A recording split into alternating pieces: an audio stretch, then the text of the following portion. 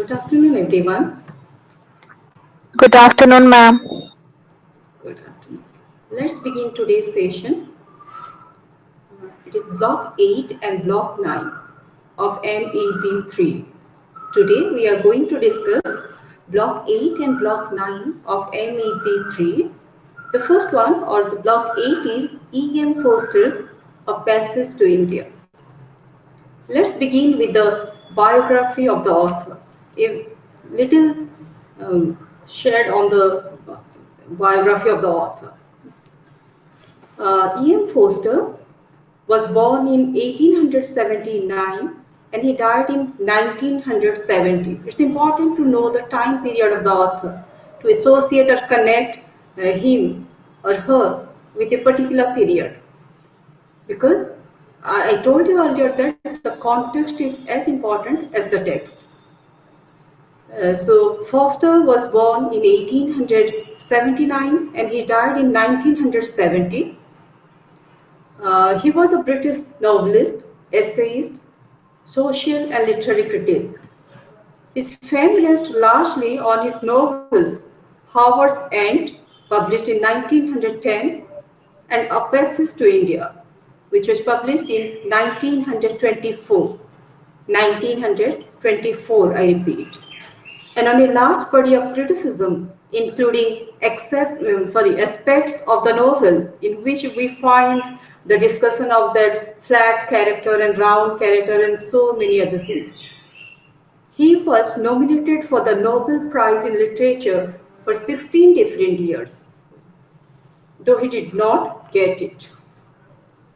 Then, about the early years of Foster, his father was an architect.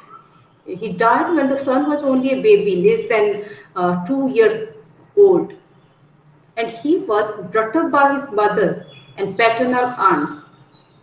The difference between two families, his father's being a strongly evangelical with a high sense of moral responsibility, and his mother's more feckless or feeble or weak and generous minded.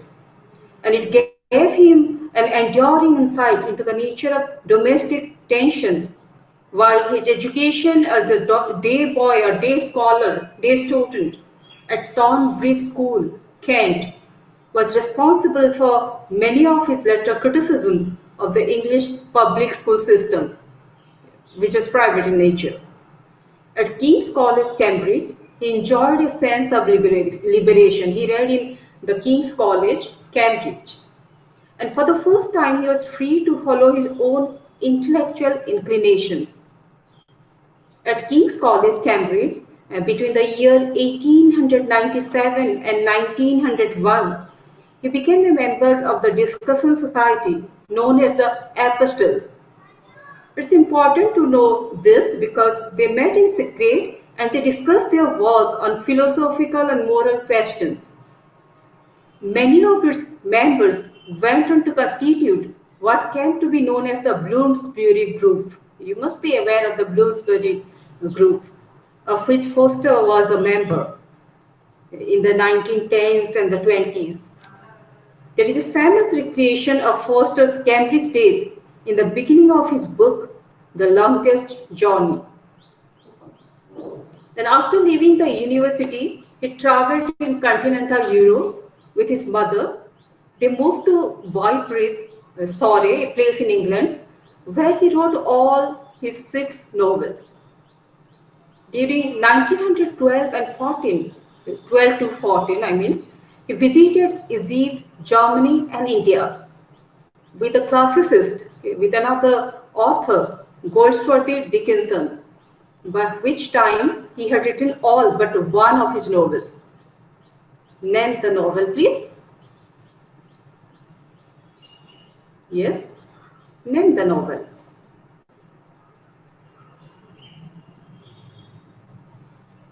Hello?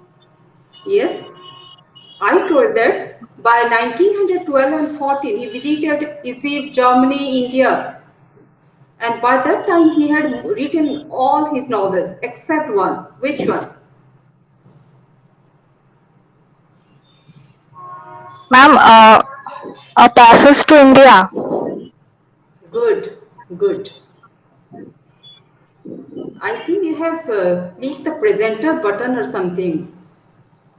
Just check it. Yes. Accept the passage to India. Foster spent a second spell in India in early 1920s as a private secretary to Koji Rao III, the Maharaja of Devas.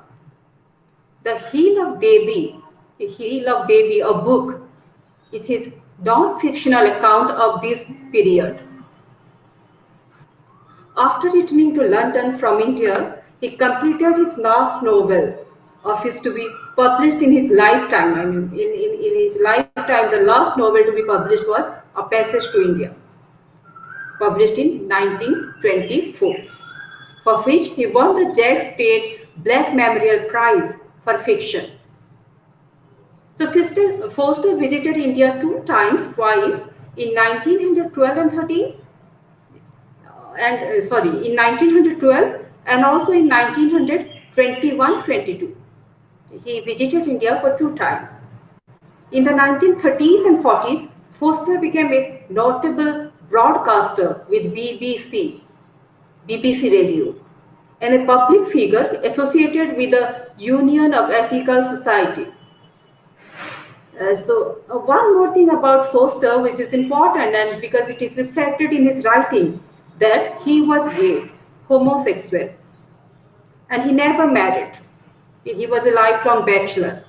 He developed a long-term relationship with Bob Buckingham, a married policeman, and E.M. Foster died in his house in 1970.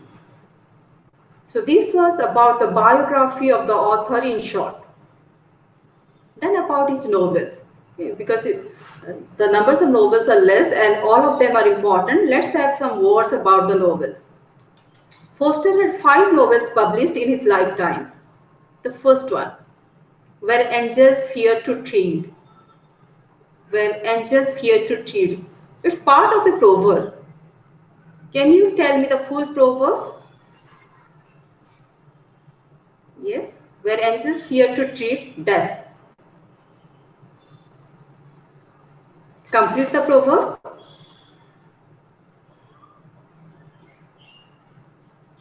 Ma'am, can you repeat it? Where angels fear to tread, Tread. Is it some sort of the devil appears or something like that? No, it's a proverb. It's part of a proverb, a very well-known proverb. Oh. The fools rush in. The fools rush in. Rush. So it's a story of Lydia. It's the story of Lydia, a young English widow who falls in love with an Italian. And it's also about the story of the efforts of her bourgeois, the aristocrat relatives to get her back from that man. So it's the story of Where Angels Fear to Tread. Then the next novel, Foster published The Longest Journey. The title of the novel is The Longest Journey, published in 1907.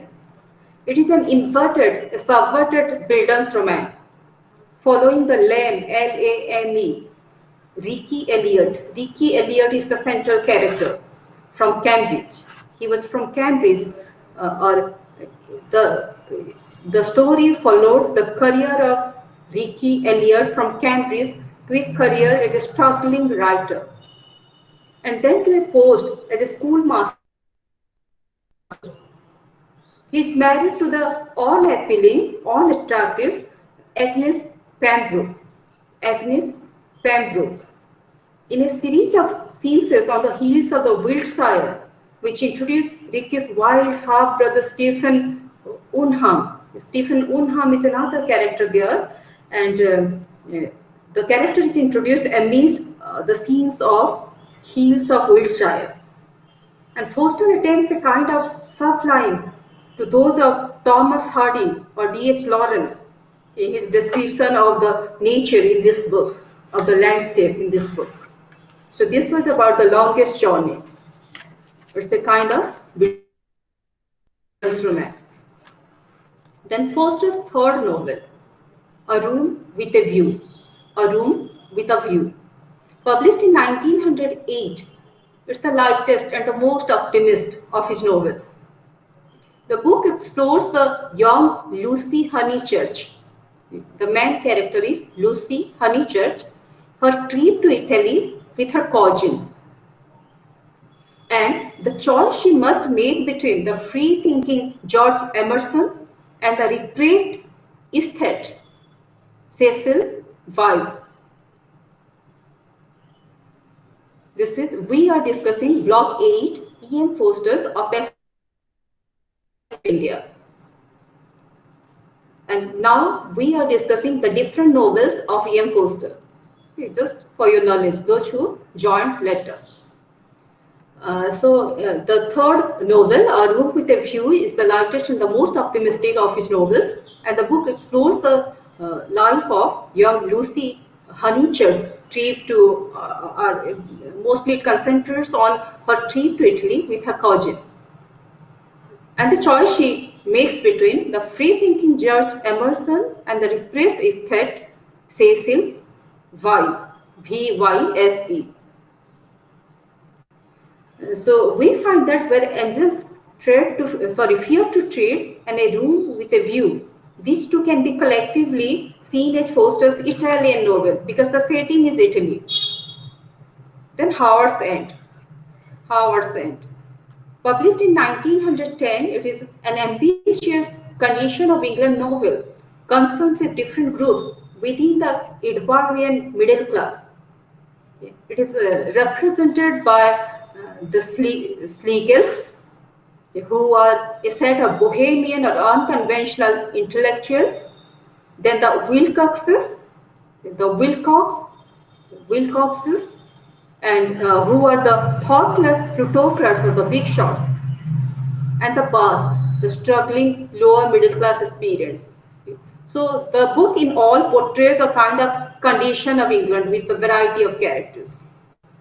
Then, however, Forster achieved his greatest success with A Passage to India, which again I tell that it was published in 1924. The novel takes as its subject the relationship between East and West, seen through the lens of India in the latter days of the British Raj.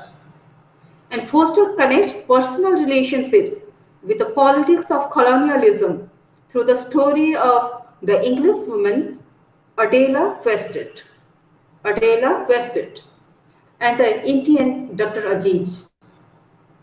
And the question of what he did or did not happen, the question of what happened or what did not happen between them in the Maravar caves, because we know that the ending is vague. Not ending, it towards the middle is that incident on which the whole story focuses. It is left vague, V-A-G-U-E. Okay, we will discuss about it. So Morris was another story which was published posthumously after the death of the author in 1971. Morris was published, and it is significant because it is a homosexual love story that also returns to matters familiar from Forster's first three novels, such as the suburb of London in the English home counties, the experience of attending Cambridge. All these are familiar scenes as in other novels also, and the wild landscape of Wiltshire. But the novel was controversial, given that Forster's homosexuality had not been previously known or widely acknowledged. And today's critics continue to argue over the extent to which Forster's sexuality or personal activities influenced his writings. So these are the six novels by E.M. Forster. Apart from these novels, he also wrote short stories. He also wrote short stories. He wrote literary criticism. Literary criticism. I would like to mention the books of literary criticism. One is Aspects of the Novel, which is important. Aspects of the Novel, which was published in 1927. Then The Feminine Note in Literature, which was published in 2001 after his death. The Feminine Note in Literature. Then The Creator as Critic and Other Writings, which was a collection of his essays on literary criticism, the creator as critique, and other writings. He also wrote travel writings. His writings have been made into movies also. So let's come to the story now because we have to discuss two novels today. Let's come to A Passage to India. All of you can hear me clearly? Yes, ma'am. Okay, let's begin the story of A Passage to India, which is a very famous book. A Passage to India, as I said, is a novel by English author E.M. Forster, set against the backdrop of British Raj and the Indian independence movement in the 1920s. It was selected as one of the 100 great works of 20th century English literature by Modern Library. The novel is based on Forster's experiences in India, and the title of the novel has been derived from Walt Whitman's poem Passage to India. The title has been borrowed from Walt Whitman's poem Passage to India. The story revolves around four characters, though there are several other characters. Dr. Aziz, his British friend Mr. Cyril Fielding, Mrs. Moore, and Miss Adela Quested. During a trip to the fictitious, the fictional, that means, Maravar caves, it is said that it has been, the Maravar caves has been modeled on the Baravar caves of Bihar. And during a trip to these Maravar caves, Adela thinks she finds herself alone with Dr. Aziz in one of the caves. And subsequently she panics and runs away. And she charged or she accused Dr. Aziz that he attempted to assault her. Then we find Ajit's trial and the aftermath bringing a boil to the racial tension and the prejudices between Indians and the British who rule India. So this is the theme, the main story of A Passage to India. Let's discuss it in elaborate. The book has been structured into three parts. We'll discuss that later. Let's come to the story first. A summary of A Passage to India. So in the beginning, a young British schoolmistress,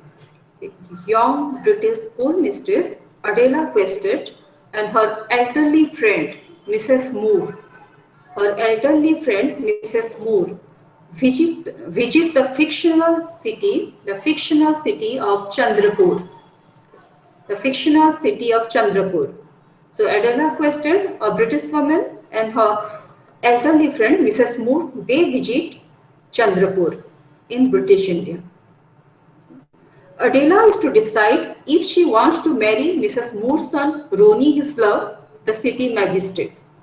She has come to India, Adela questioned, because she has to decide whether she would marry Mrs. Moore's son, Roni Hislop, or not.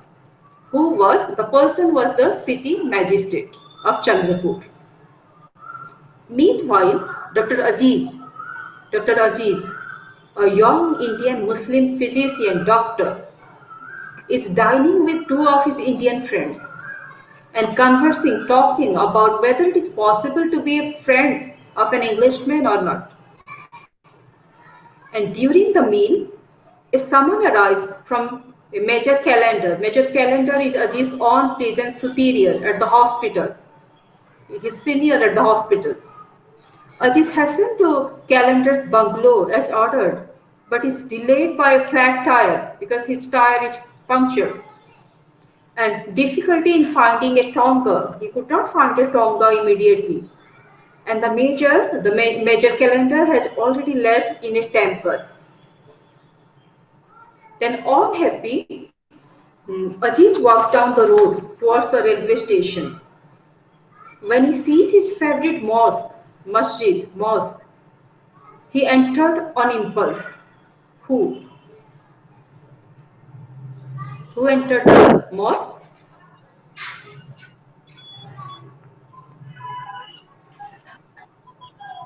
Yes, who Hello? entered the mosque? Yes. Mrs. Mua. No. Be attentive, please, all of you. Hello. Yes. Okay. Be attentive, please. Okay. I repeat the story. In the beginning, we find that uh, Adela questioned a British woman and her elderly friend, Mrs. Moore. They visit the fictional city of Chandrapur, which is set in British India. And Adela had to decide whether she wants to marry Mrs. Moore's son, Ronnie Hislop, or not, the city magistrate. Then meanwhile, Dr. Aziz is a young Indian Muslim physician or doctor. He's having dinner with two of his Indian friends, and they are talking about whether it is possible to be friend with an Englishman or not. Then during the meal, Dr. Aziz received a call. He received a summon, okay, from Major Calendar, who was his superior, his senior at the hospital.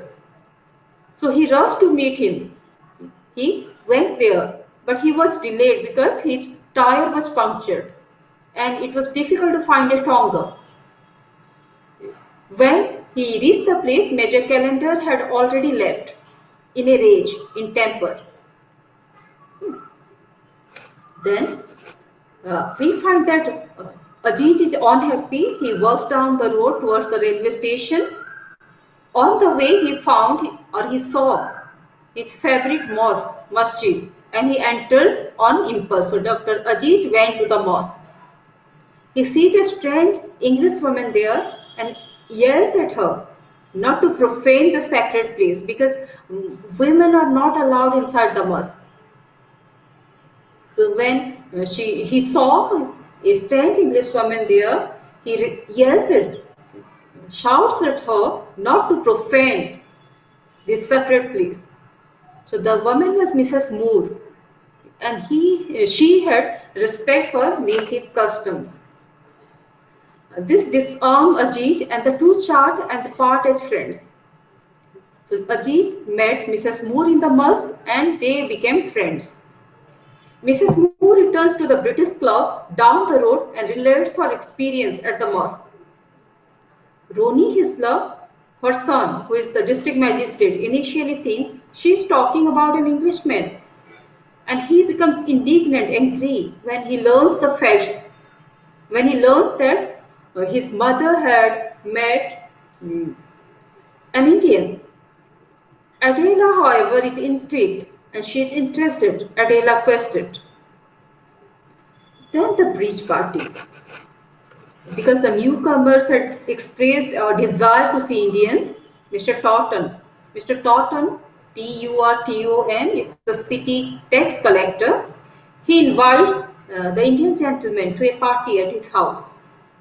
The party turns out to be an awkward event, due to the Indians' timidity and the Britons' bigotry or the intolerance or racism. But Adela meets Cyril Fielding. There, Adela meets Cyril Fielding, the principal of Chandrapur's government-run college for Indians. And Cyril Fielding is an important character. So Adela meets Cyril Fielding, who is the principal of a government college in Chandrapur. Fielding invites Adela and Mrs. Moore to a tea party.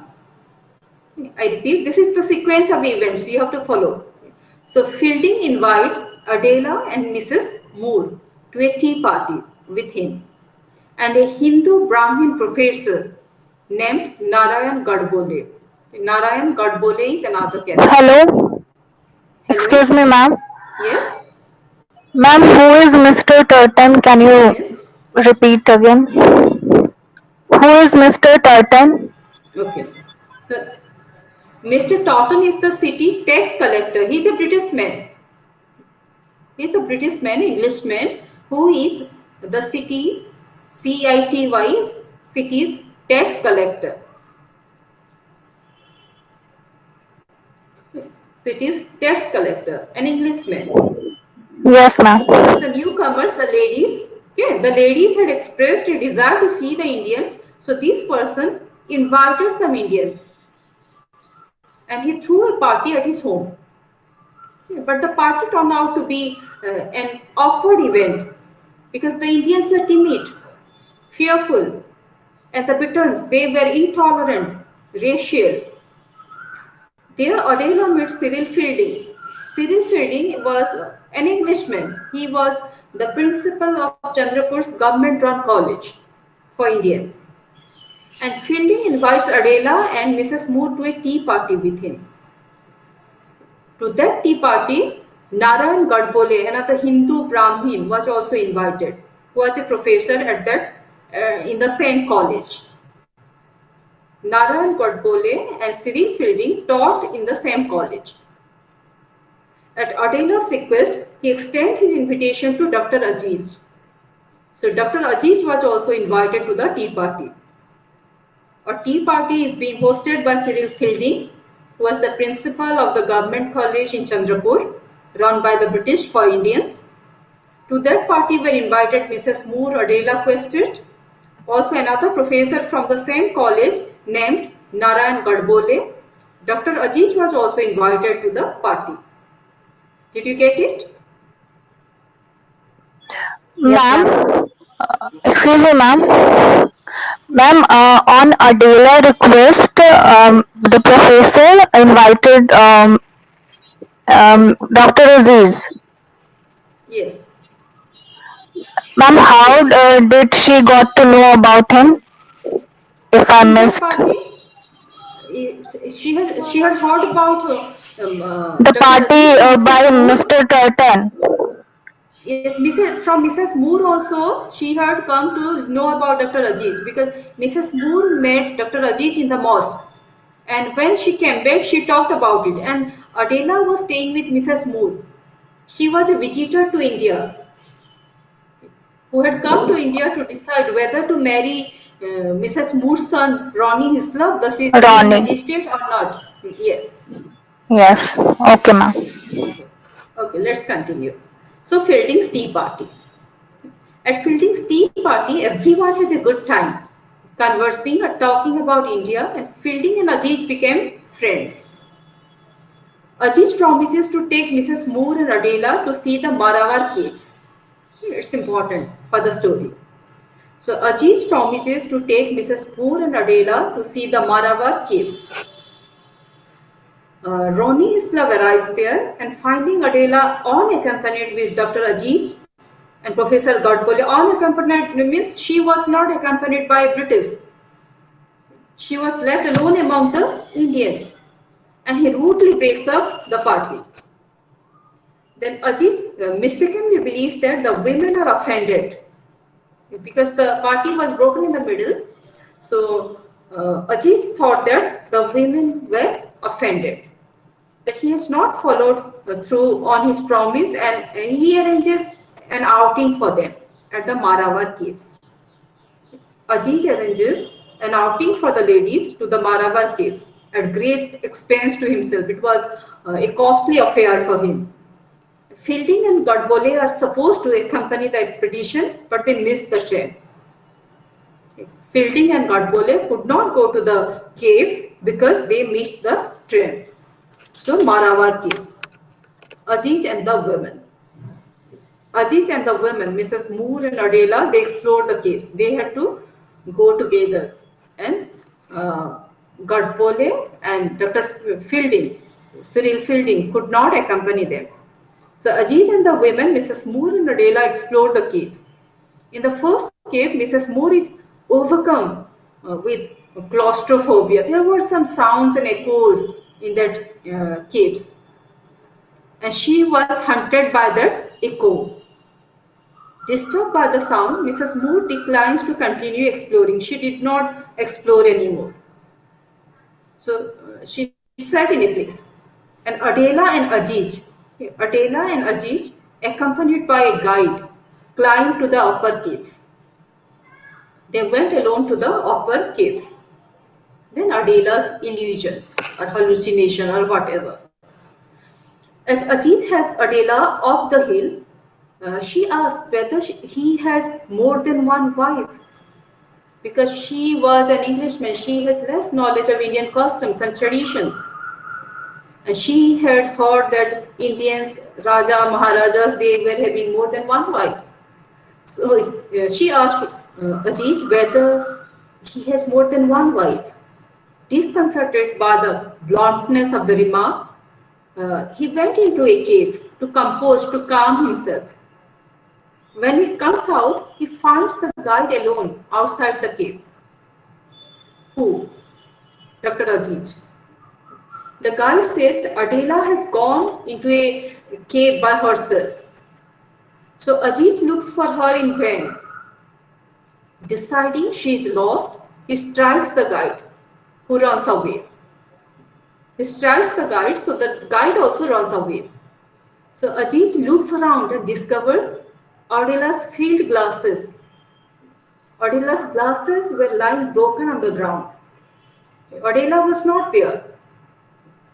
The guide informed him that she went into a cave on her own. Then Ajit was looking around for her and he found Adela's field glasses lying broken on the ground. He puts them in his pocket.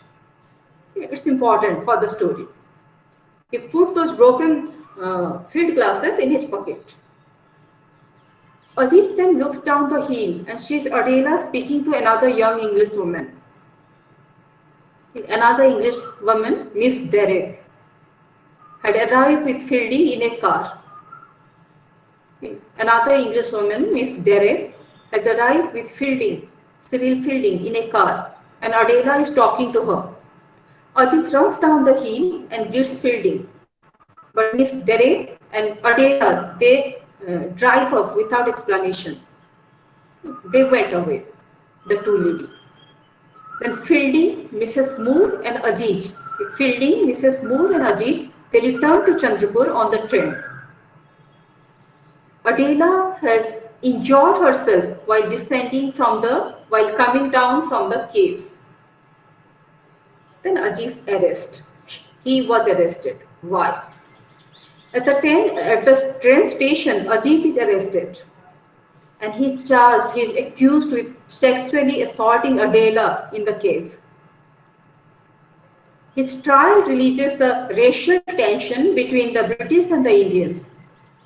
Adela says that Ajit followed her into the cave and tried to grab her, and that she fended him off by swinging her field glasses at him. And the evidence is now in the pocket of Ajit. The only evidence the British have is the field glasses in the possession of Dr. Ajit. So despite this, the British colonists, they believed that Ajit is guilty. There was no concrete evidence. Still, they believed that Ajit was guilty. So they were stunned when Fielding, an Englishman, proclaims his belief in Ajit's innocence. But Fielding took the side of Ajit and said that he was innocent. Fielding is detested, hated by the British, and he is condemned as a blood traitor, betrayer to the British. But the Indians who considered the assault allegation a fraud welcome him. They faced Fielding.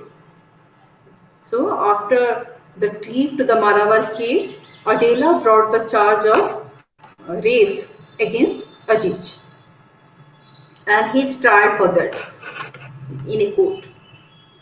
Then during the weeks before the trial, Mrs. Moore is apathetic, indifferent, and she is irritable. She also returned from the cave and she is irritable, indifferent to everything.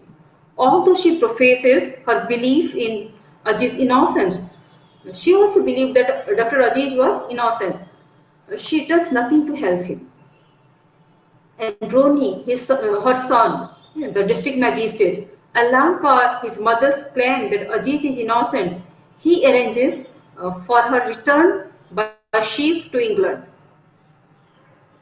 Roni was the typical Englishman in India. He was a representative of the British Empire, the district magistrate, Roni Hislop. So he did not like that his mother was taking the side of an Indian, Dr. Aziz. So he arranged for her return by ship to England before she can testify at the trial. Mrs. Moore dies during the voyage. In the ship, during the voyage, during the journey, Mrs. Moore dies. So her absence from India becomes a major issue at the trial, where Ajit's legal defenders assert that her testimony would have proven the accused innocence. Her absence was felt during the trial. Then the trial scene we find Adela becomes confused. When she was asked questions, Adela Quested becomes confused as to Ajit's guilt. At the trial, she is asked whether Ajit sexually assaulted her, and she has a vision of the cave.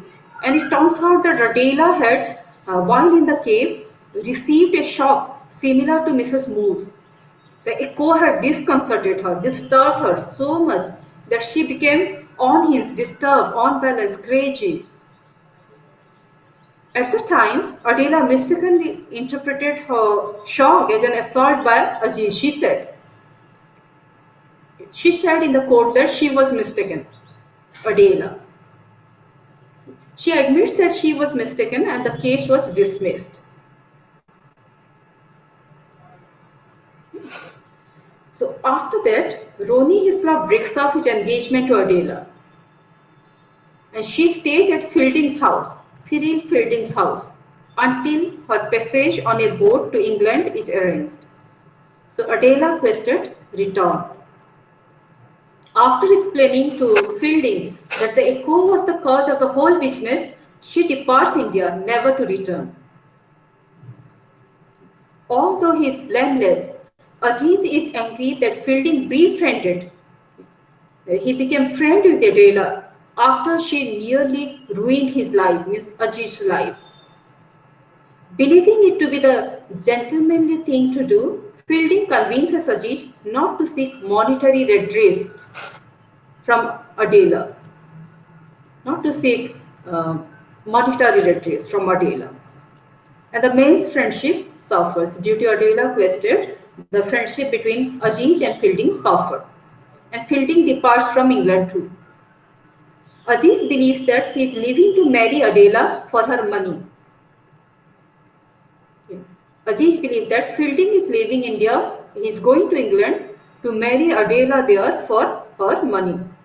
And Peter had his friends perceive betrayal. Aziz vows, promises never again to befriend a white person. And Aziz moves to the Hindu-ruled state of Mao and begins a new life there. So Aziz left Chandrapur, went to Mao, MAU, and begins a new life there. 2 years later, 2 years later, we learn that 2 years later, Fielding returns to India. And his wife is Stella, not Adela. He has married somebody else, Stella. And Stella is Mrs. Moore's daughter from a second marriage. Stella was the daughter of Mrs. Moore.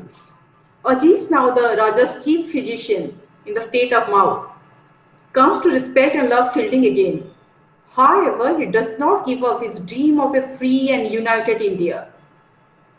In the novel's last sentences, he explains that he and Fielding cannot be friends until India is free of the British Raj. So the closing lines of the novels are important. Let me read it out. So in the ending, Ajit says to Fielding, India shall be a nation.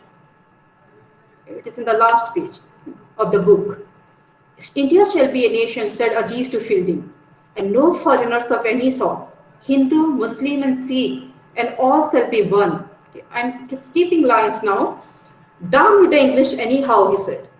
We may hate one another, but we hate you the most. Ajit said to Fielding that we may hate one another, the Hindu, Sikh, Muslim, but we hate you the most. We shall drive every blasted Englishman into the sea, and then, uh, half kissingly to Fielding, he said, you and I shall be friends. So friendship between Englishman and Indian is not possible in a colonial context.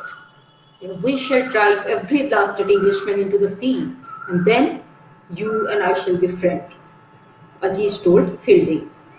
Then it follows the authorial comment in the last paragraph of the novel. But the horses did not want it. They swerved apart. They were riding horses. The earth did not want it. They said in their hundred voices, they missed the temples, the tent, the jail, the palace, the birds, and other things. They said in their hundred voices, no, not yet. And the sky said, no, not there. So colonial friendship, the friendship between British and Indian is not possible in a colonial context. That is the ending to the story. Then when we analyze or we see the reception or the literary criticism for Passage to India, we find while many earlier critics found that Foster's book showed an inappropriate friendship between the colonizers and the colonized, new critics on the work draw attention to the sexism, the racism, and imperialism inherent in the text. In fact, in many books like G.M. Court's Disgrace, and so many books are there where we find race is a major theme in the colonial encounter. Then we today it is one of the this Passage to India or Passage to India is a seminal text in the post-colonial Orientalist discourse. It's an important book in post-colonial theory and discourse.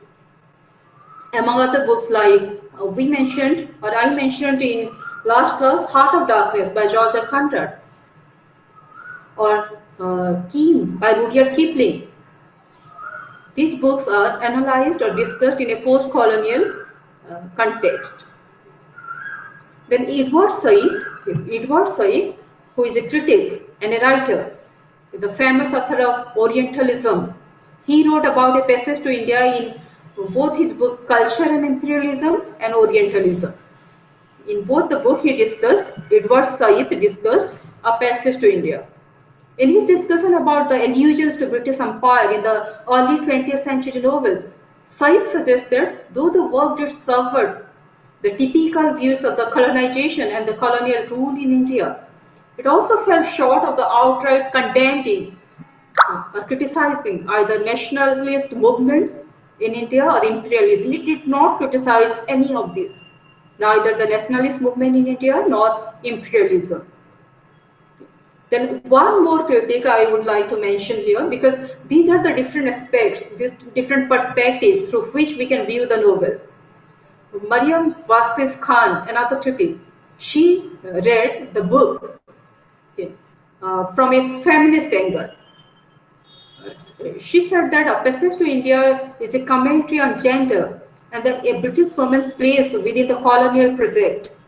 She argues that female characters coming to the Orient, to the East, to break free of their social roles in Britain represents represent the discord between English women and the social roles at home, and tells the narrative of pioneering English women whose emergent feminism found form and voice in the colony.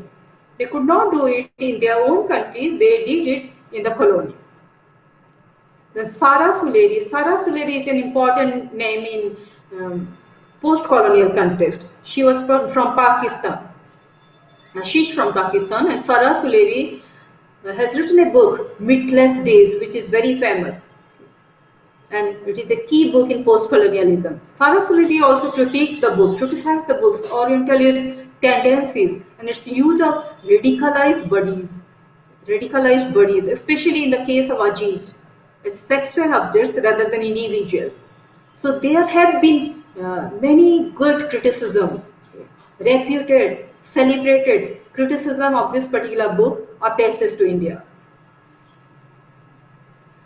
So let's discuss the questions, because we are short of time today. We have to finish this in 1 hour. So let's discuss the questions of previous years. One question was, what's the significance of symbols in A Passage to India? So symbols are important. Do you think Mrs. Moore and Adela are presented as marginalized characters?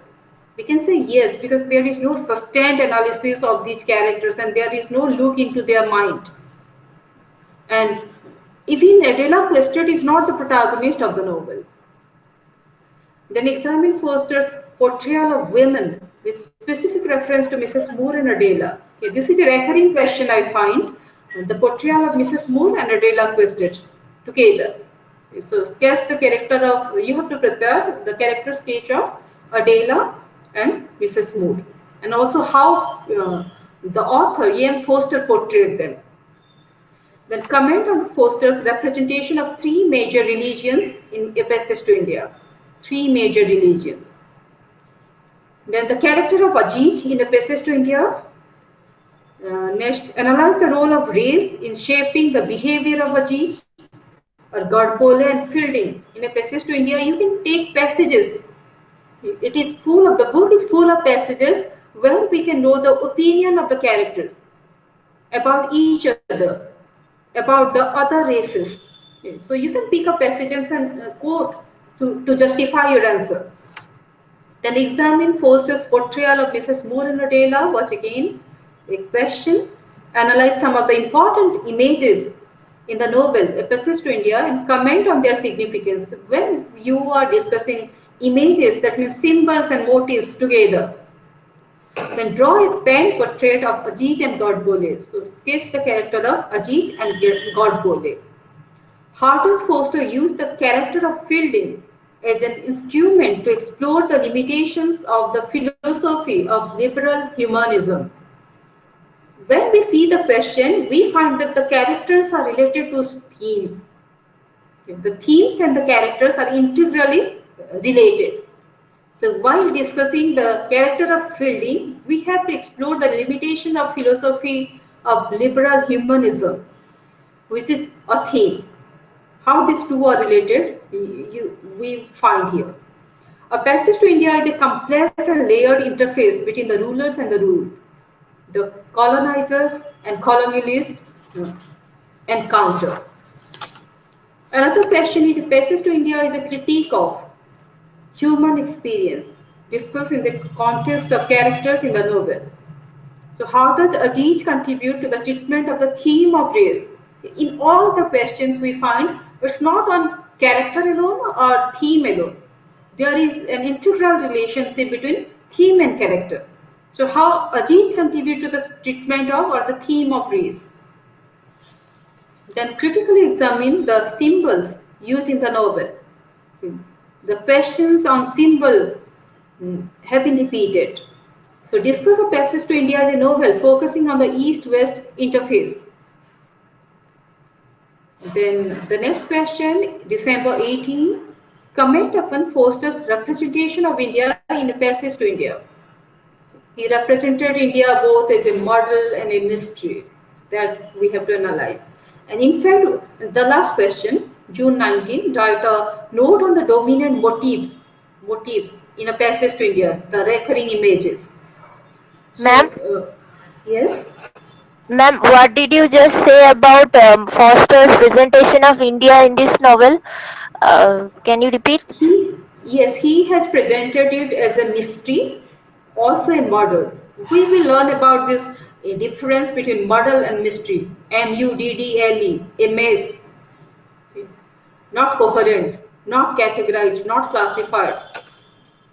We'll discuss about it, but these are the questions we commonly find, like the themes and characters and their interrelation, East-West interface, then Foster's representation of India, about motifs, symbols, characters. We have already discussed, in fact, while discussing all the novels, we discussed the characters, the themes, symbols, and motifs.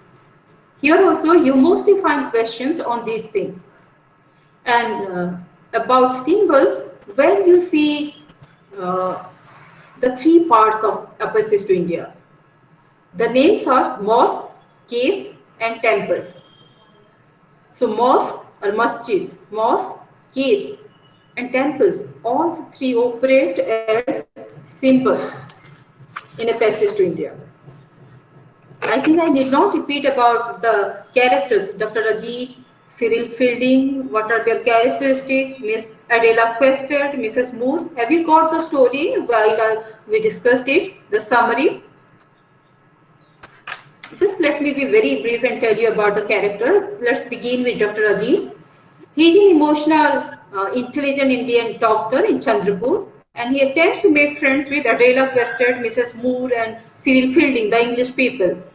Later, Adela accuses him of attempted rape after an expedition to the Maravar caves.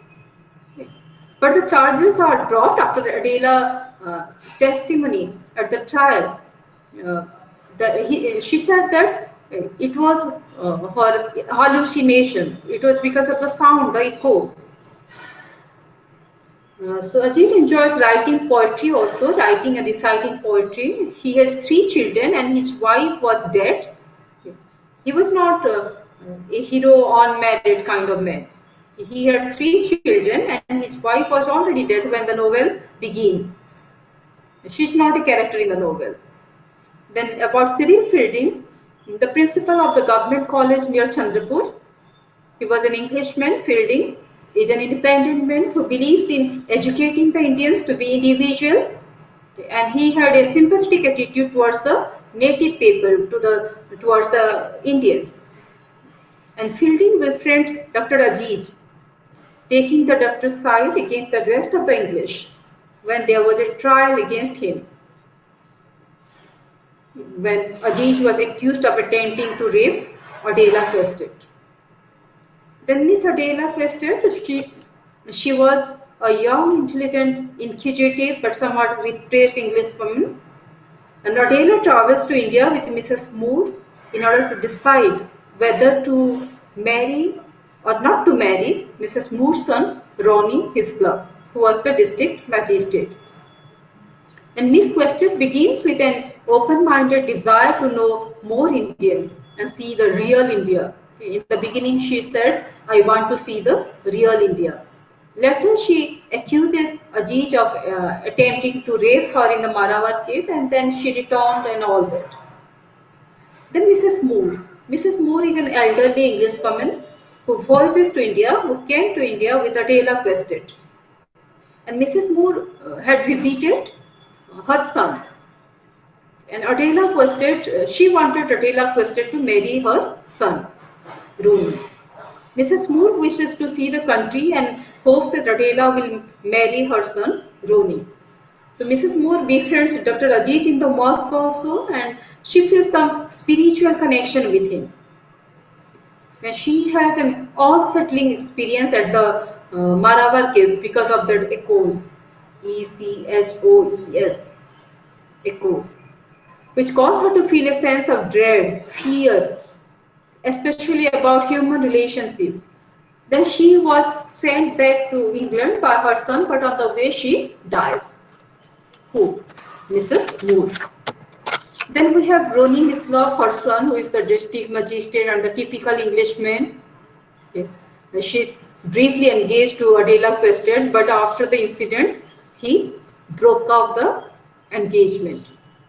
Then one Mr. Totten. Mr. Totten, who was the collector, the tax collector, the man who governs Chandrapur. Tax collector means the collector. Mr. Totten is officious and stern. He is tactful. Then Mrs. Totten is there. Mr. Totten's wife, the stereotype English lady who snobbed the Indian, who was rude and prejudiced against the Indian. Then we have Mr. McBride, the superintendent of police in Chandrapur, McBride. He claimed and he explained the inferiority of dark-skinned races to light-skinned one. In fact, a passage to India is full of such passages. You have to read the book and find out the opinions of different characters, the racial attitude of people.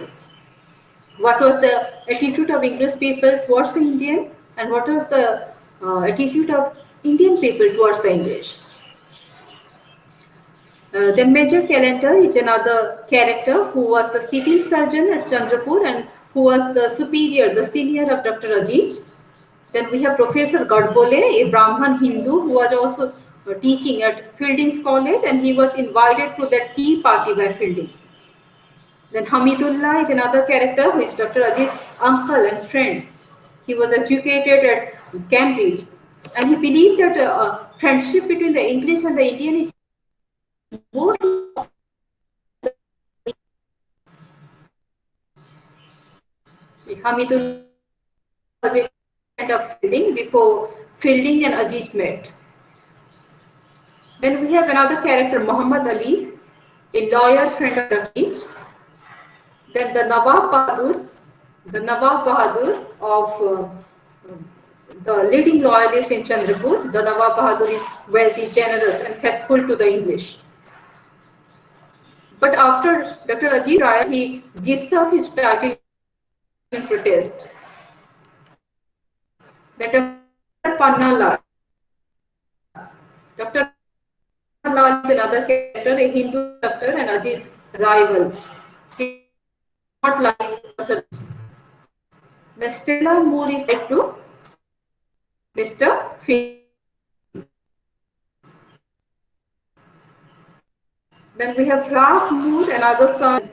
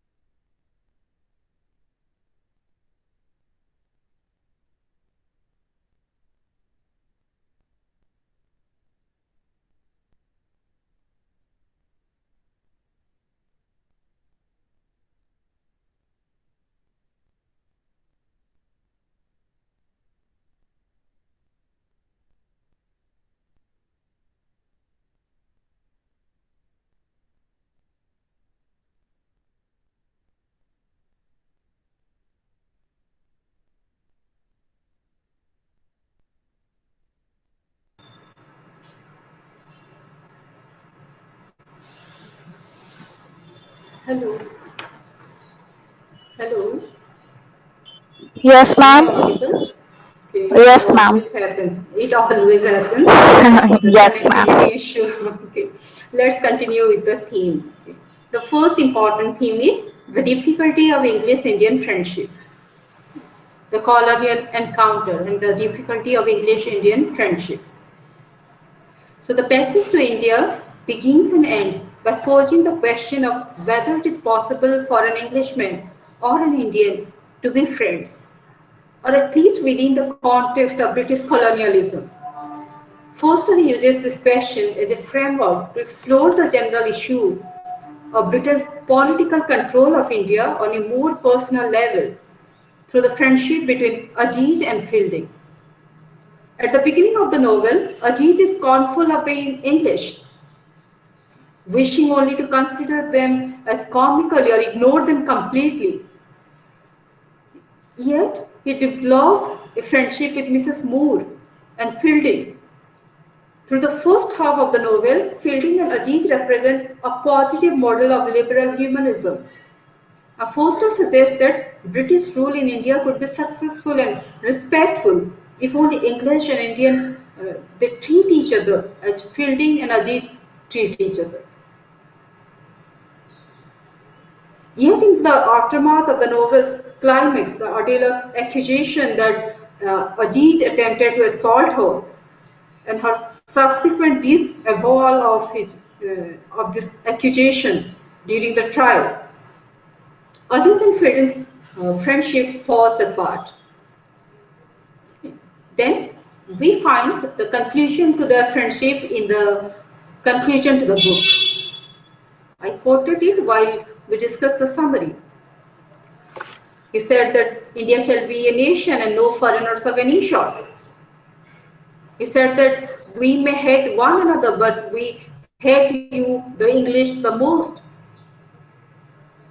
And he said, we shall drive every bastard Englishman into the sea, and then you and I shall be friends, means Aziz and Fielding shall be friends.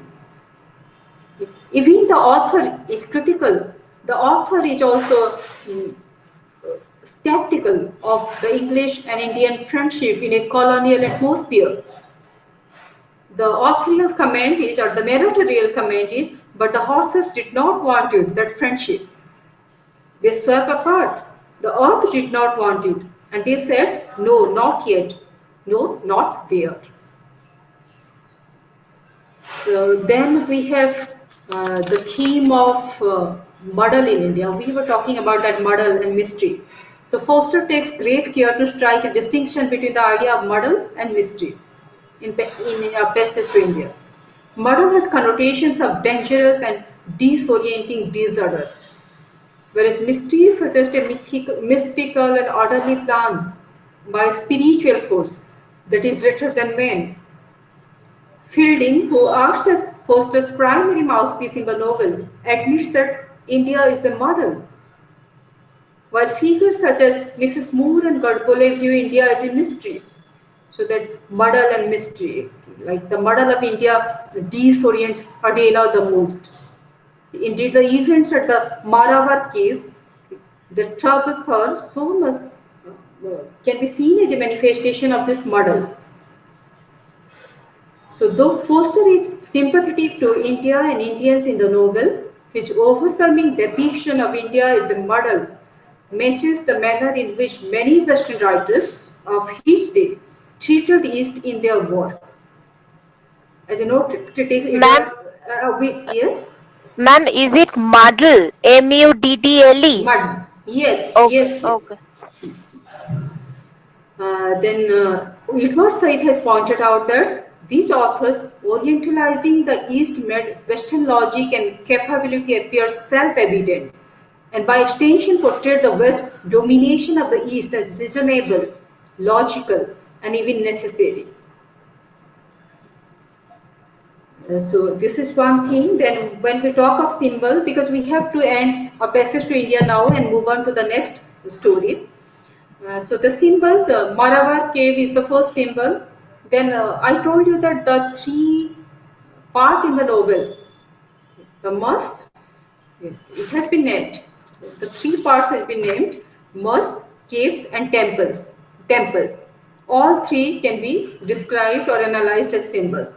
So first, the Maravar caves. The Maravar caves represent all that is alien about nature. It's an embodiment of nothingness and emptiness, a literal void on the earth.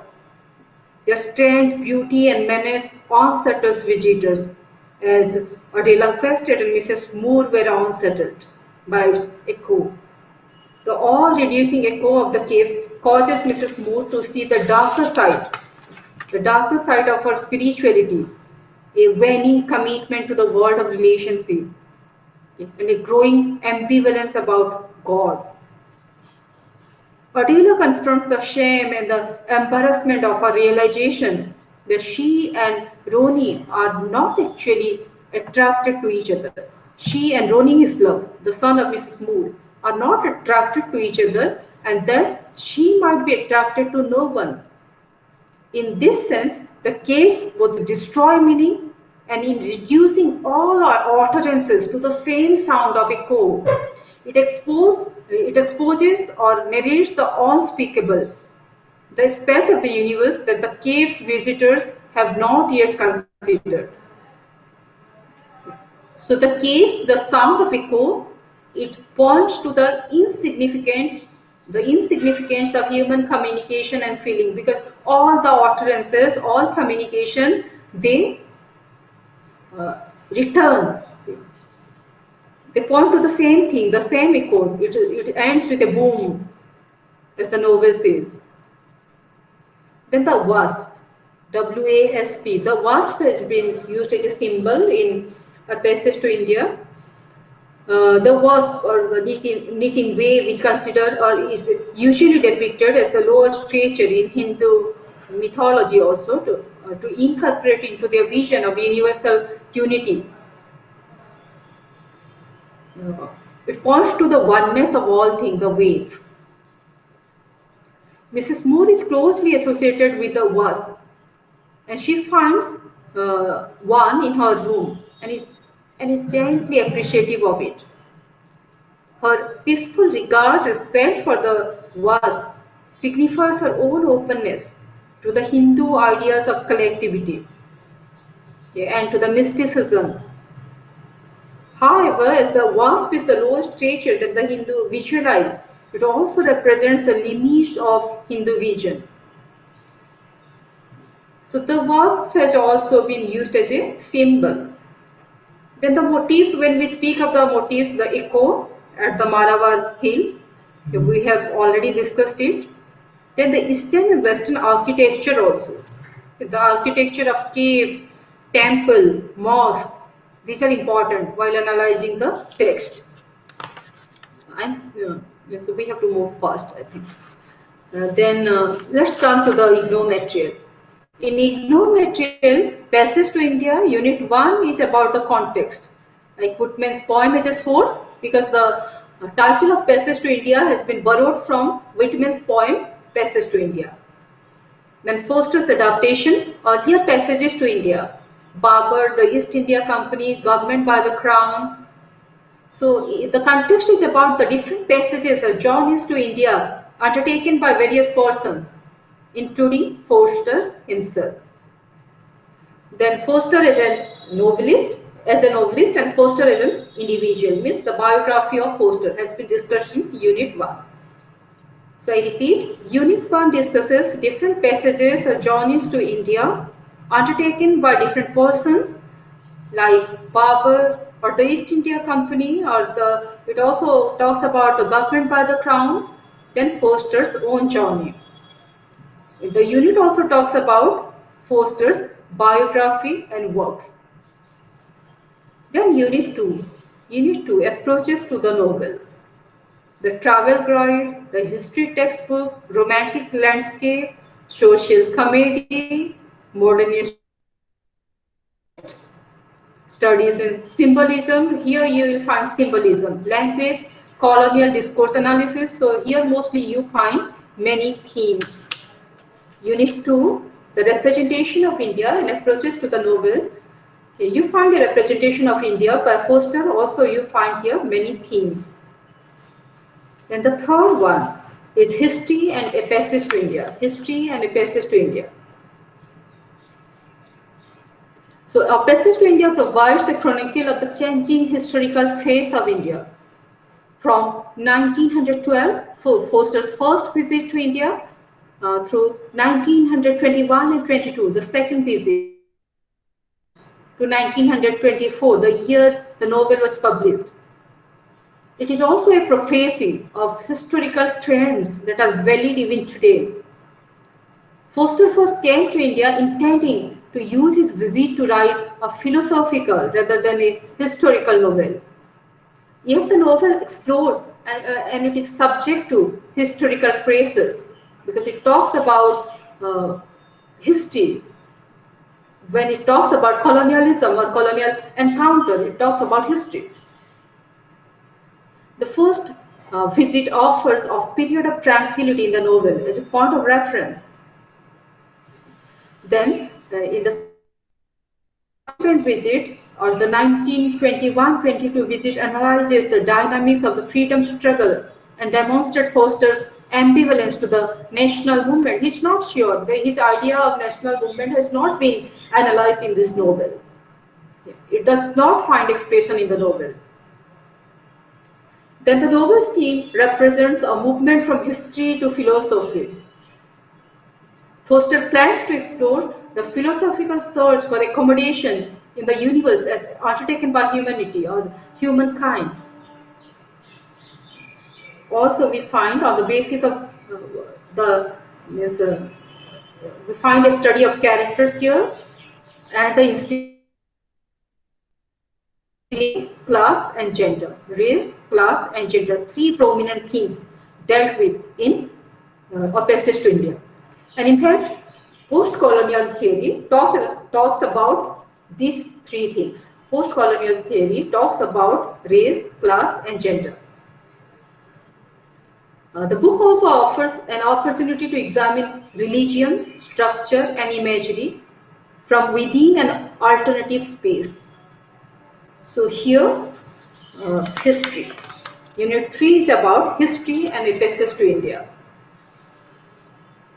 This Foster's treatment of a historical context in A Passage to India. Then Unit 4, race, class and gender in A Passage to India. When you see the content here, see, race is a theme. Under it we find three characters, Ajij, Godbole and Fielding. I told you in the beginning that race and, theme and characters are closely related to each other in this particular book. So race, attitude of Ajij and Godbole and Fielding towards the concept of race. Then class, gender, three prominent themes. When we talk of gender, we talk of the characters of Mrs. Moore and Adela. So you will find here themes and characters. Read it thoroughly. Unit 4, race, class, gender in A Passage to India. You will find here both theme and characters. Then Unit 5, representation of India, religions in the novel. Religions in the novel. Of course, Christianity, Islam and Hinduism. The three religions have been explored here, talked about. And you have to quote from the characters' ideas or attitude towards these three religions. Then passage from India, here landscape, nature, culture, motifs, the play, film, novel, all these just you have to go through. I think we should stop A Passage to India. Many Ma'am, good articles uh, are, yes, ma'am, yes, I need to ask some questions. I'm asking quickly from here. yes, Apart yes. from the previous three themes, can religion be termed as another theme of this novel? Of course, you can always extend themes. We also talked about the colonial encounter. These are three Okay, prime okay. key themes. Hey, you can always add to themes. Okay, ma'am. So, And yes, yes, two continue. more were there. Number one is the question which was regarding the colonial East-West interface. It is same Yeah. with the colonial and colonized, colonizer and colonized relationship, Yes, right? yes, yes, it's same. Okay. Means the Orient-Occident conflict. Yes, yes, Okay, of okay, course. ma'am. Okay, ma'am.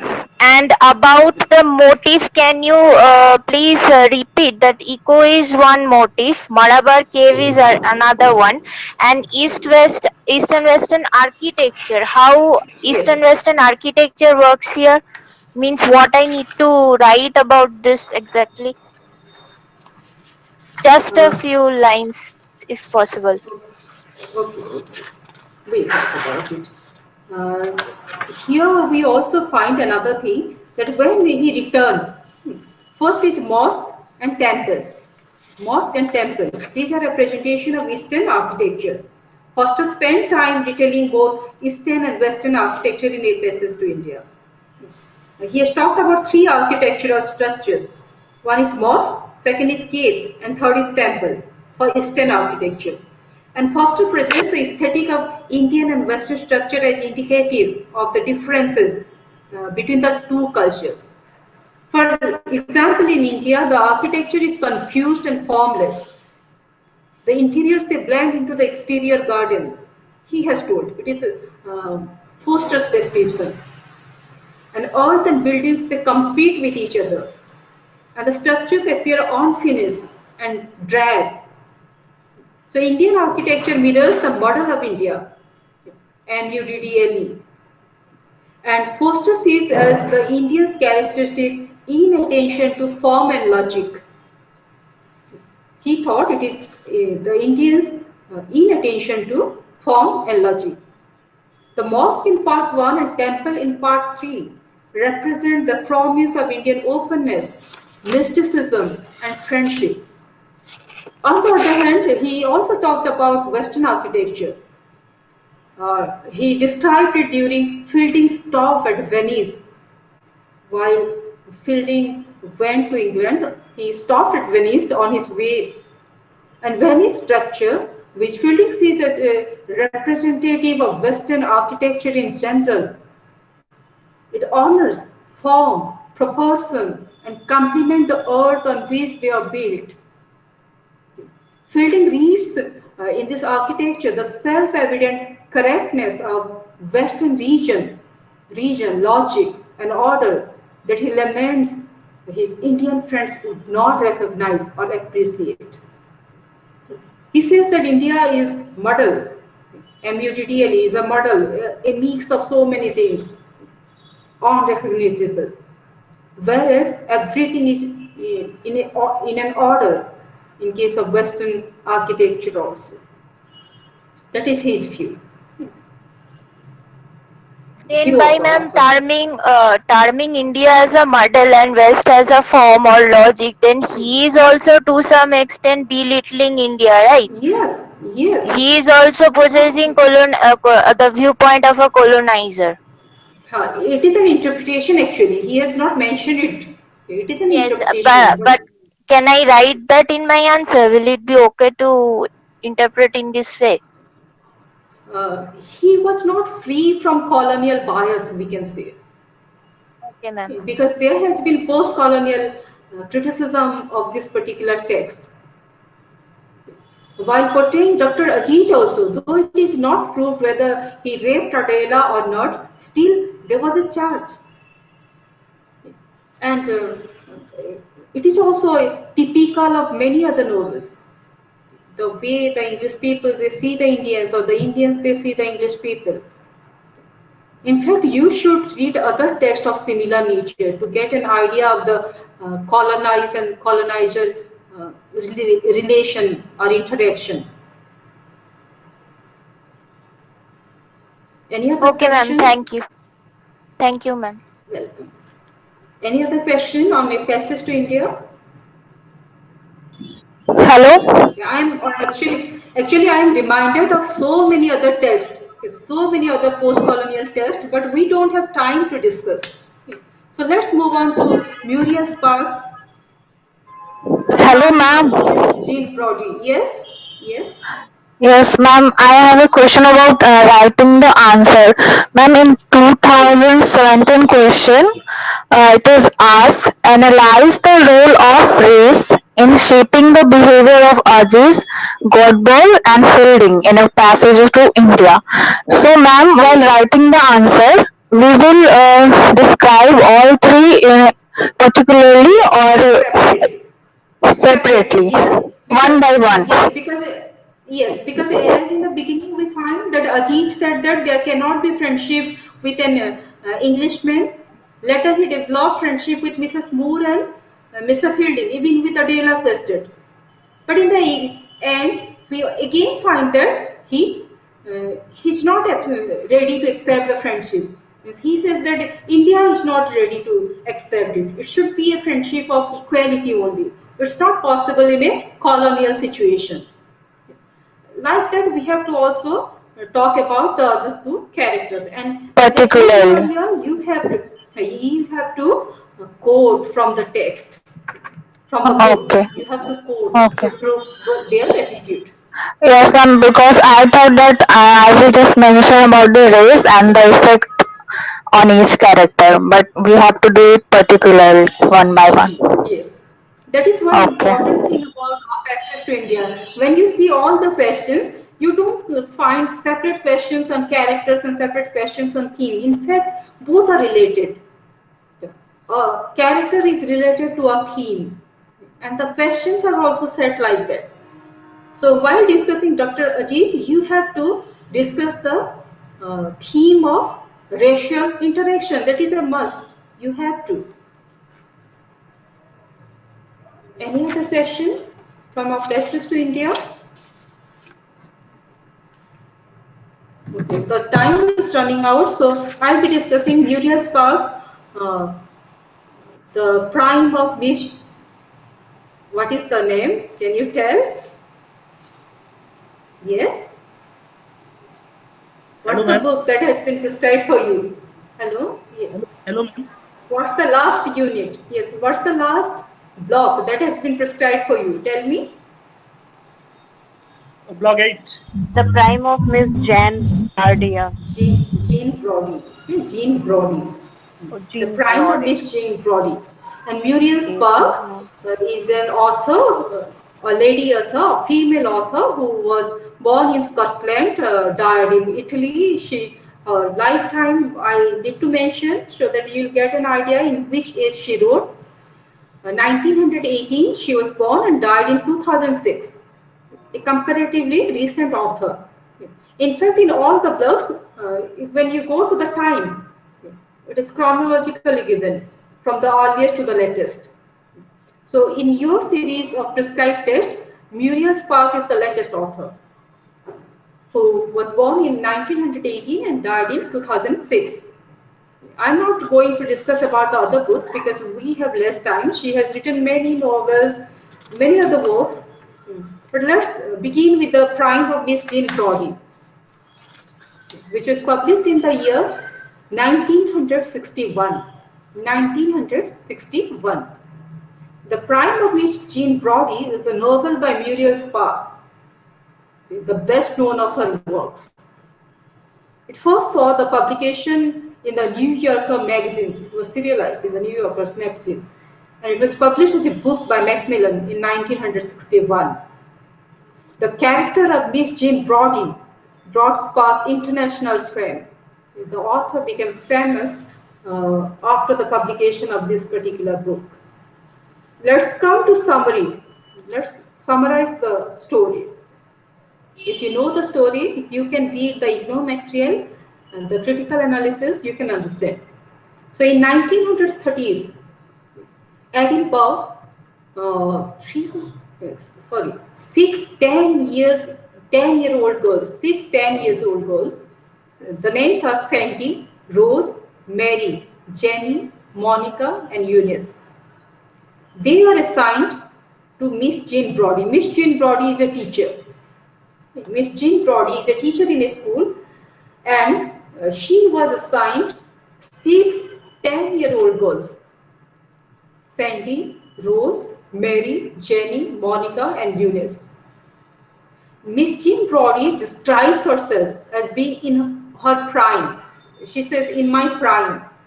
The peak period may be prime of Miss Jean Brody, and the prime of one's uh, life is youth. Or maybe these girls are the prime, the key, the important things in her life. So who describe herself as being in my prime as the teacher. These six girls had the teacher, Miss Jean Brody. And Miss Brody determined that they shall receive an education in the original sense of the Latin verb educare, to lead out, L-E-A-D.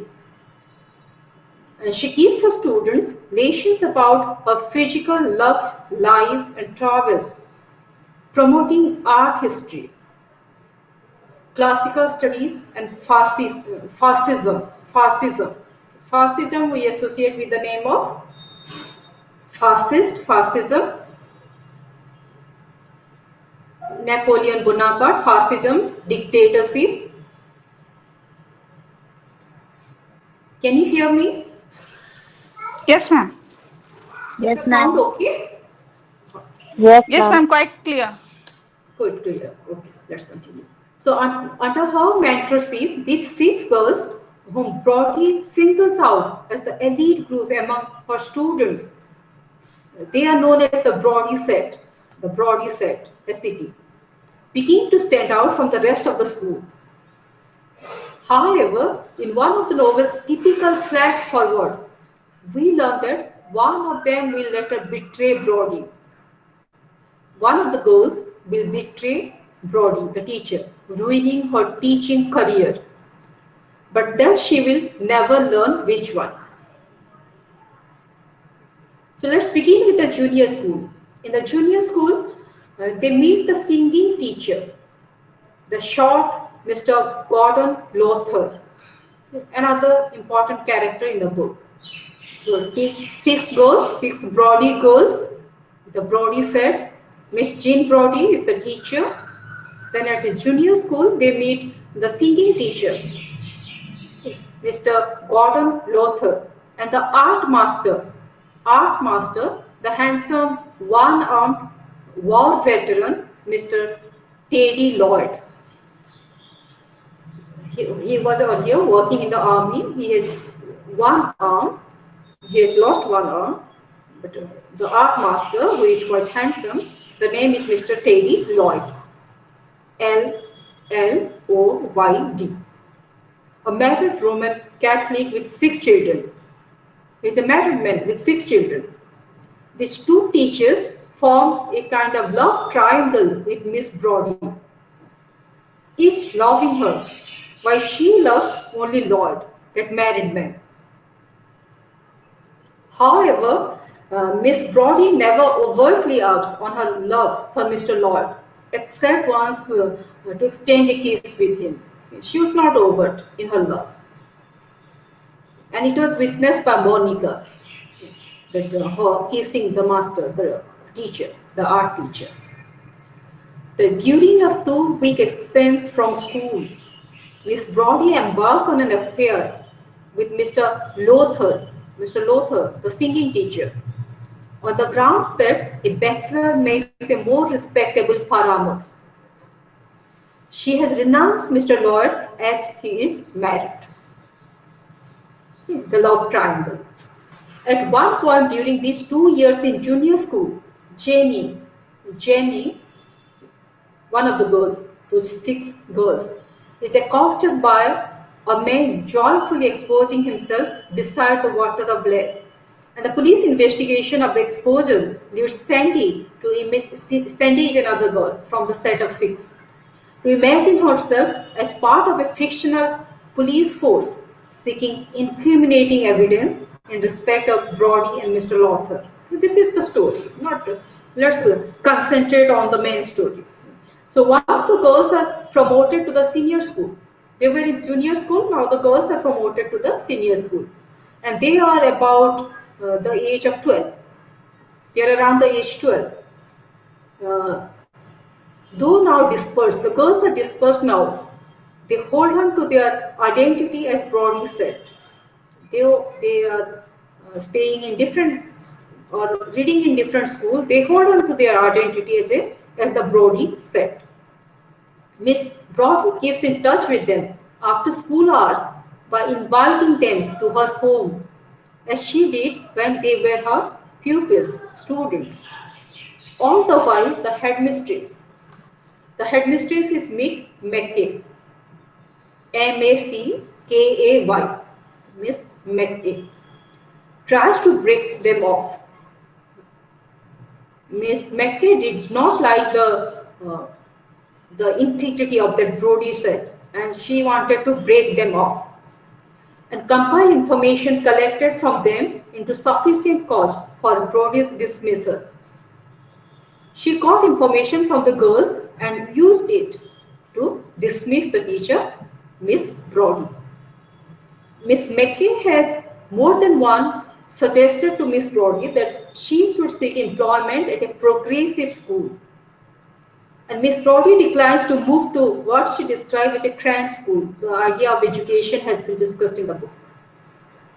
when two other teachers in the school, the care sister, Kerr, care sister, take part-time employment with Mr. Lothar's housekeepers, Miss Brodie tries to take over their duties. She set out fattening him off with extravagant cooking. Miss Brodie sets about fattening him, Mr. Lothar, that means, with extravagant cooking. And the girls are now 13. They visit Miss Brodie in pairs at Mr. Lothar's house, where Miss Brodie frequently asks about Mr. Lloyd in Mr. Lothar's presence. So now Miss Brodie is in the house of Mr. Lothar, the person who was unmarried, the singing teacher. And in his presence, to the girls, she is asking about Mr. Lloyd, the art master who was married and who had children. So at this point, Mr. Lloyd asked Rose, a girl from the set of 6, and occasionally the other girls to pose for him as his portrait subject, because he was the art master, art teacher. Then each face he paints ultimately resembles Miss Brodie, as her girls report to her in detail, and she thrills at the training. She was happy about it because he was drawing her portrait. One day when Sandy is visiting Mr. Lloyd, he kisses her. Mr. Lloyd kisses Sandy, one of the Brodie girls. Then before the Brodie set turns 16 years old, Miss Brodie tests her girls to discover which of them she can really trust. Ultimately, she settles on Sandy as her confidant. She trusted her. Miss Brodie is obsessed with the notion that Rose, as the most beautiful of the Brodie set, should have an affair with Mr. Lloyd in her place. So this strange kind of thinking she developed. And she begins to neglect Mr. Lothar, who ends up marrying Miss Lockhart, the science teacher. She was obsessed with Mr. Lloyd. So in the meantime, Mr. Lothar, the singing master, the singing teacher, he married the science teacher. Another student, Joyce Emily, steps briefly into the picture. Joyce Emily is not one of the Brodie girls. She was another girl. She steps into the picture for a brief time, trying unsuccessfully to join the Brodie set. And Miss Brodie takes her under her wings separately, encouraging her to run away to fight in the Spanish Civil War on the nationalist side, which she does, only to be killed in an accident when the train she is traveling in is attacked. So that girl, Joyce Emily, who wanted to be one of the Brodie set of girls, she finally dies. She's killed. Then the original Brodie set, now 17, and in their final year of school, they begin to go their separate ways. Mary and Jenny, they leave before taking their exams. Mary to become a typist and Jenny to pursue a career in acting. Eunice becomes a nurse and Monica becomes a cyclist. Rose lands a handsome husband. Rose married a handsome husband. And Sandy, with a keen interest in psychology, is fascinated by Mr. Lloyd's stubborn love, his painter's mind, and his religion.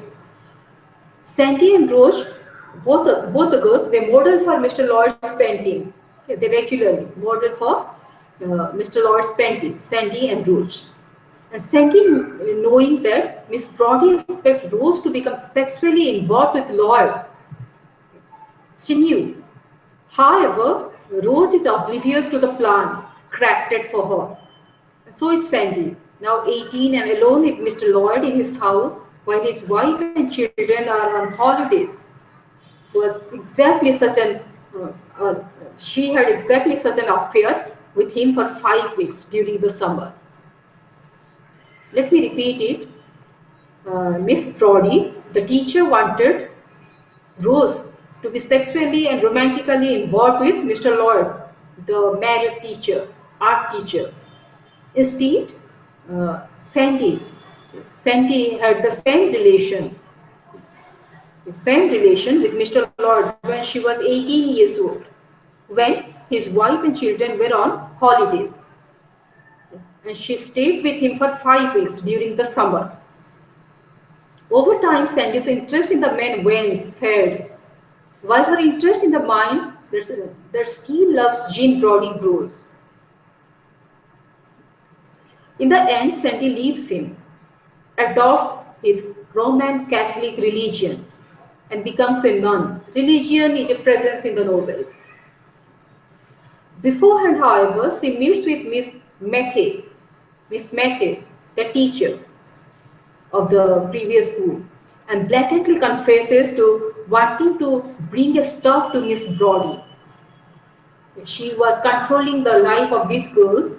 So uh, Sandy met Miss Mackey and she confesses that she wants to bring a stop to Miss Brodie's dictatorship over these girls. She suggests that the headmistress could accuse Brodie of encouraging fascism, and these tactics succeed. And we know that later Miss Brodie was suspended from the school. Not until her dying moment, a year after the end of World War II, is Miss Brodie able to imagine that it was her trusted girl, Sandy, who betrayed her.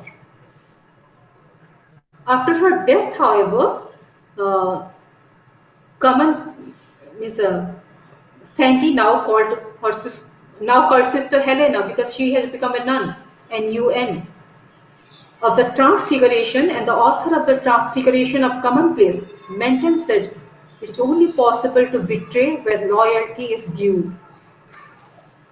How meaningful is this line? It's only possible to betray where loyalty is due. Because we don't betray enemies, we betray only friends. One day, an inquiring young man visits Sandy at the convent because of her strange book on psychology. And he inquires about the main influences of her school years, asking her, were they literary, political, or personal? How did you write this book? What were the influences? Was it Calvinism? And Sandy answers him instead by saying, there was a Miss Jean Brodie in her prime. So this is the story of Miss Jean Brodie, the prime of Miss Jean Brodie. Let's have a quick look at the questions. Bring out the differences between the major characters in the prime of Miss Jean Brodie. So characters, major characters. Miss Brodie's concept of education is a reading out of what is already there in the pupil's soul. How it has been translated in the book, a question on theme, concept of education, and trace the development of real in British novel in 1960s. We have a whole unit on that, the development of novel in 1960s, 70s, or something. Then comment on the narrative technique. Then what are the issues raised by the author in the prime? Issues means the themes. That the major characters in the prime reflect different aspects of the moral and psychological growth. The moral and psychological growth of different characters. Next, handling of time, the chronology. Next, the psychological growth is an important aspect of characterization. Then the relationship between theme and plot is a question. The next question is on narrative technique again. Then elements of modernism in the prime. Discuss the prime of Miss Jane Brodie is a modern novel. So what are the elements of modernism? What are the elements of postmodernism? For this, to understand this, you must read again that M.H. Abrams, A Glossary of Literary Terms. Find there the terms modernism and postmodernism and read it. So why is the defeat of Miss Jane Brodie considered to be inevitable? And also we can relate to this to the fall of fascism. Miss Jean Brodie Brodie has been called a fascist, a dictator. Here, modernism, elements of modernism, postmodernism. It was published in 1961. So, postmodernism. Because normally the novels which are published after the First World War are considered modern novels, or elements of modernism are found. But the novels which were published after, mostly after the Second World War, are called post-modernist novel. It is not that simple, the categorization. Just for your knowledge, I am saying it, but it's not that simple. So we can associate this fall of Miss Jean Brodie to the fall of Napoleon and the fascist forces in World War II. So history always weaves into novels, remember that. Though we speak of textual criticism and new criticism. Then do you agree with the view that Miss Brodie is a symbol of non-conformity? This is one question. Then autobiographical element in the novel. Yes, it has autobiographical element. And the teacher is modeled on one of Muriel Spark's own teacher, Miss K. When Muriel Spark deals with the psychological development of the character, psychological development is something important which has been repeated. Write a note on characterization in crime. Then what are the elements of autobiography? Autobiography, psychological development, characterization, these are important things in the prime of Miss Jean Brodie. So characters, we discussed about Miss Brodie. I'm not going into the detail. You can find it on the net also. You can search the net and find the character sketches of different characters like Jean Brodie. She thinks she is the Providence. And in her prime, she draws her chosen few to herself, the six girls, and she trained them.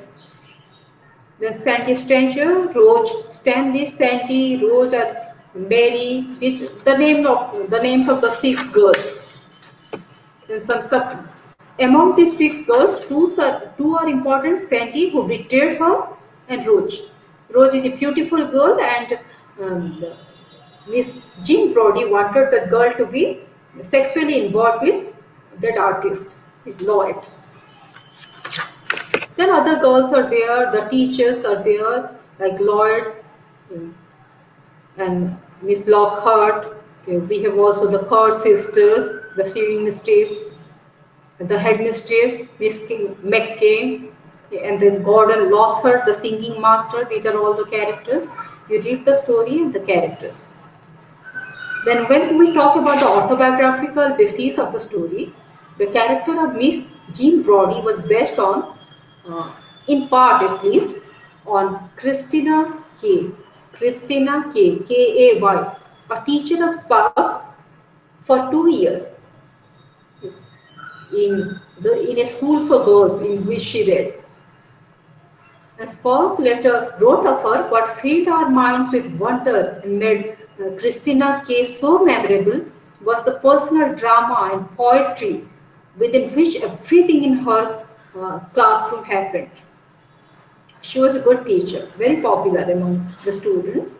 And popular because the personal drama and poetry within which everything in our classroom happened.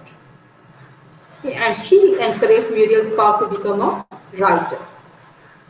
Then the themes like authority and social group, education is a theme there because all the characters are students and teachers. The sexuality is a theme, and the spinsterhood is pitted against it. The spinsterhood of this Miss Jean Brodie. The religion is a theme here.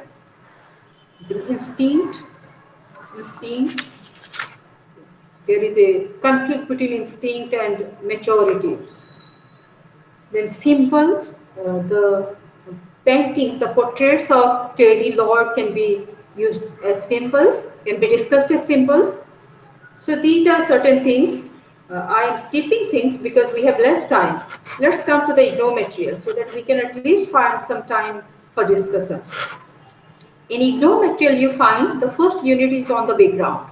The English novel, modernism and after. It's modernism and postmodernism. Modernism and postmodernism.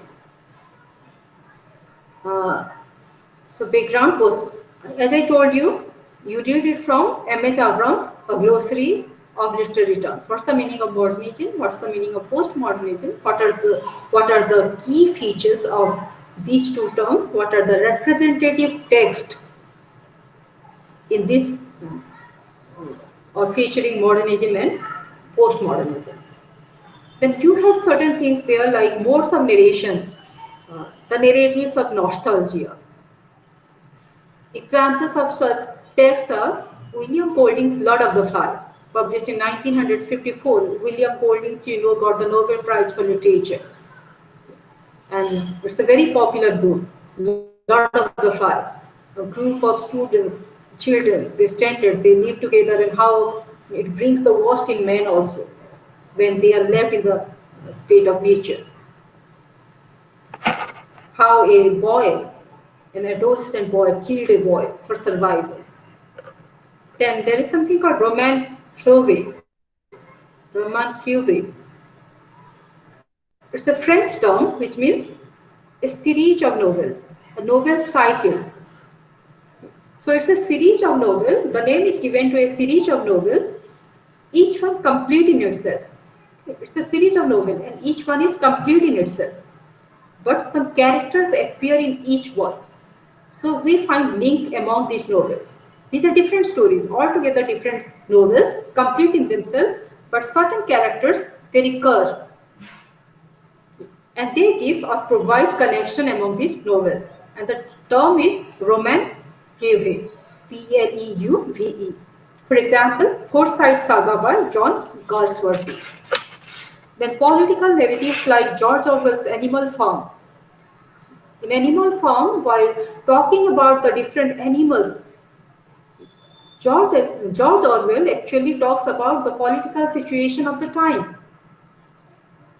He criticized, it's a satire, satire, much like uh, Gulliver's Travels.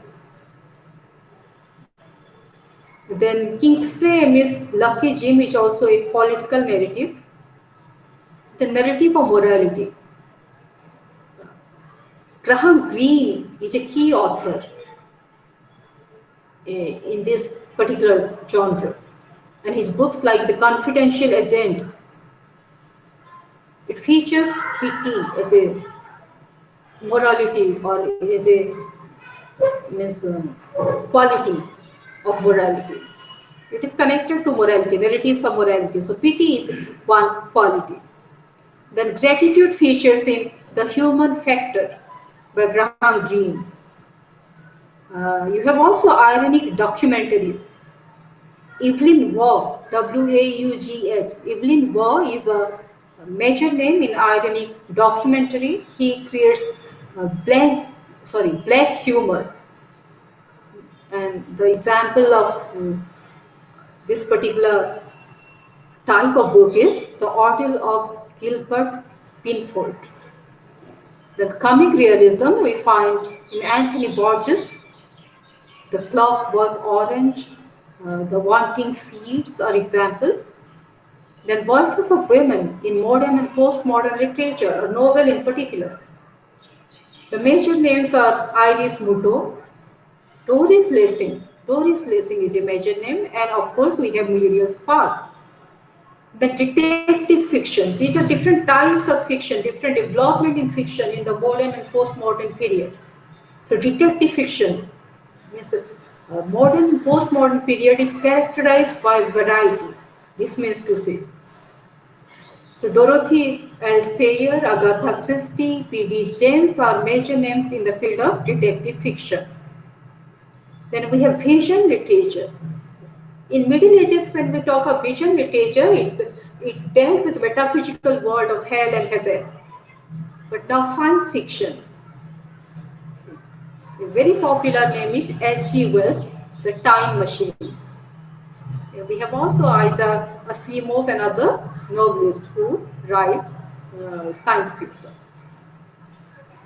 So it is about the background. Unit 2 is exclusively on Muriel Spark, her life, her works, and the text. So here you find the biography of Muriel Spar, her works, her poetry, short story, novels and plays. Then we find a summary of this book. You read it. You have missed certain things while we discussed about the story because we took less time for the story. So you can read it from Unit 2, a summary of the crime of Miss Jean Brodie, chapter 1, 2, 3, 4, 5, 6, separately. Read it. Then Unit 3 is analyzing the text. See, it's about narrative technique. Narrative technique. The brevity of her art. Brevity means briefness, shortness, compactness. The narrative within narrative, the time sequence, the plot and characterization. So about time sequence, when you discuss the narrative technique, you have to write about the time sequence, chronology. And the time sequence are consciously rejected by the author. The omniscient narrator, knowing all about the past, present, and the future of the protagonist, they deftly handles the time phases by practicing a kind of flash forward technique. So it's a flash forward technique. The story starts, then progresses, and there is no looking back. There is no flashback. It's a flash forward technique, remember, the narrative technique. It involves a mode of narration that first describes how the protagonists shape up their adulthood and the novel. At the outset, describes how each of the Brody girls turn out in the future. The narrative within narrative, it has been explained in that IGNOU material. Within the main narrative, two of Miss Brodie's girls, Sandy and Jenny, they create another narrative. Theirs is a fictional account of Miss Brodie's love life. So that is narrative within narrative. When you talk of characterization, as you find the questions, you have to talk about the psychological and moral growth of different characters. The psychological and moral growth of different characters. Then the plot, and Unit 4 is about analyzing the text. 2. Elements of autobiography, perspective on fact, then the issue of morality, all these are there. Everybody has left the meeting, I think. Only 4. No. Yes. So the issue of fascism is also there, a dictatorship, a forceful control over others' life. Scrutiny of moral concern brings to the fore the struggle between good and evil. So these are the key issues. So in Unit 4, you find many things on themes. Themes. Characterization you find in Unit 3. You read all this. First read the story, read the book, then read all this, keeping in mind the previous year questions.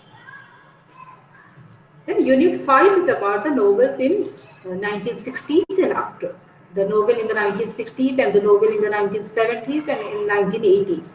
So it underlines the creative exploration of writers who enriched the tradition and broke new ground in novel, in English novel, placing the novel at the intersection of morals, social and philosophical speculation. So the last unit talks about the recent development, means at that time it was the recent development in the field of novel. That's it. And I repeat that you have to read about modernism. The term modernism is widely used to identify new and distinctive features in the subject, form, concept, and styles of literature and other arts in early decade of present century, 21st century, but especially after World War One. The thinkers who questioned the certainties that supported traditional modes of social organization, religion, morality, those certainties were questioned. So we find Karl Marx, Sigmund Freud, or Jens Fraser. These people, they come up with modernist ideas. It is the literary historians. And we discussed in the last class that the year 1922, uh, was signalized by the simultaneous appearance of such monuments of modernist innovation or modernist literature like James Joyce Ulysses, T.S. Eliot's The Westland, and Virginia Woolf's Jacob's Room. So the catastrophe of the war had shaken the faith in moral basis and the coherence and the durability of Western civilization, and it had raised doubts about the adequacy of traditional literary modes to represent the harsh and dissonant realities of the post-war period. So it was modernism was like against coherence and the stable social order. It rendered contemporary disorder. And the writers, they departed from the standard ways of representing characters, they violated traditional syntax, coherence of narration. Also, we find the use of stream of consciousness, which is not a coherent narrative. So we find other innovative modes of narration. And Gertrude Stein, Gertrude, Gertrude Stein. She experimented with automatic writing, something called automatic writing. Writing that has been freed from control by the conscious or purposive mind. Writing things as it comes to the writer's mind. No attempt at coherence or even cohesion. Among other European and American writers who are central representatives of modernism, they are Michael Proust or Thomas Mann or Franz Kafka, also Dorothy Richardson, William Faulkner, or the poets like Mallarmé, Yeats, Marianne Moore. So many are there. Then we talk about the avant-garde, Avantgarde. It's a military metaphor for advanced guard. It's a prominent feature of modernism. It's a prominent feature of modernism. That is a small and self-conscious group of artists called the avant-garde, a small and self-conscious group of artists and authors who deliberately undertake, in Ezra Pound's phrase, to make it new. Avant-garde, the new, make it new. They violated the accepted convention. Frequently, the avant-garde artists, they represent themselves as alienated from the established order, and they seek to assert their own autonomy. The prominent aim was to shock the sensibilities of the conventional reader and to challenge the norm and the pieties of the dominant bourgeois culture. Modernism was against Victorianism, the order, the perfection of Victorianism, which was brought about by the World War I. Then the postmodernism is often applied to the literature and the art after World War II. The postmodernism involves not only a continuation, but sometimes character-themed experiments of modernism, but also it attempts to break away from modernism. It wanted to overthrow, or it attempts to overthrow the elitism of modernist high art by a recourse to the models of mass culture. It emphasized on mass culture against the high art of modernism in films, television, newspaper cartoons, and popular music. So in present time, we find popular culture is a part of the syllabus. And also Samuel Beckett is a major name in postmodernism. Samuel Beckett, Nabokov, and Ronald Barthes, and many others. They blended literary genres, cultural, stylistic levels, the serious and the playful. There were many experiments in the literary scenario. during the postmodern period. So that much we are coming to the end of the last session. Any query? Just I'll give 5 more minutes. Do you have any query? Just go through the all these.